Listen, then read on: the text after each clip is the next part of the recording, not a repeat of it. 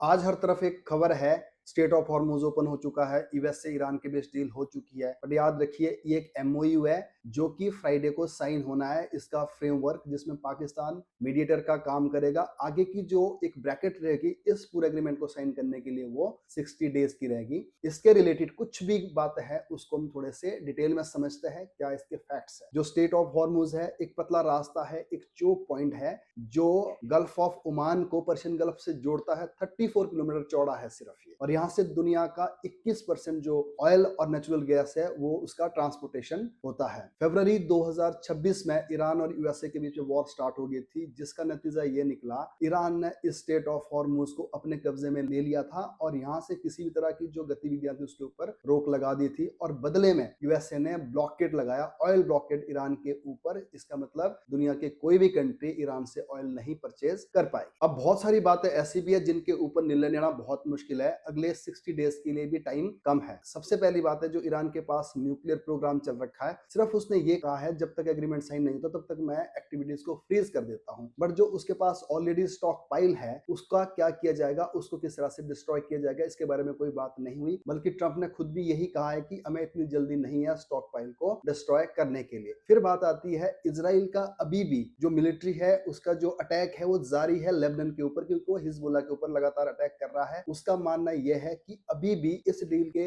मैं पार्ट नहीं हूं और मेरे पास फ्रीडम ऑफ एक्शन रहेगी और मुझे अपने लोगों की सुरक्षा के लिए एक बफर जोन क्रिएट करके रखना है। एक पॉजिटिविटी की उम्मीद दुनिया में जाग चुकी है, क्योंकि जो एनर्जी का फ्लो रुका हुआ था, एक क्योटिक सिचुएशन बनी थी, तो वहां से अब बाहर निकलने की पूरी तैयारी दिख रही है। और इंडिया को कुछ बेनिफिट दिखने स्टार्ट भी हो चुके हैं। जो हम क्रूड ऑयल बायर से परचेज करते हैं उसमें 5% की गिरावट दिख रही है। इंडिया की करेंसी स्ट्रांग होने जा रही है। जो हमारा सेंसेक्स और निफ्टी है वहां भी 1% हायर की तरफ जा रहा है। और सबसे बड़ी बात, जो इंडियन डायस्पोरा बार फोरम में काम करता है उनको भी एक अच्छी उम्मीद जाग रही है। बस यहाँ पे एक प्रॉब्लम ये है, तो इस एग्रीमेंट को वाइंड अप करने के लिए, उसको फाइनल स्टेज तक ले जाने के लिए सिर्फ 60 दिन दिए गए हैं। बट इन्हीं 60 दिनों के अंदर ये सारा नेगोशिएट करना है। लेबनान और इसराइल का क्या रिलेशन रहने वाला है, फिलिस्तीन का क्या रिलेशन रहने वाला है, और ईरान क्या बात मानने को तैयार हो जाएगा कि वो उस न्यूक्लियर स्टॉक पाइल के साथ और जो उसके प्रोग्राम है उनको किस तरह से डील करेगा। Thank you.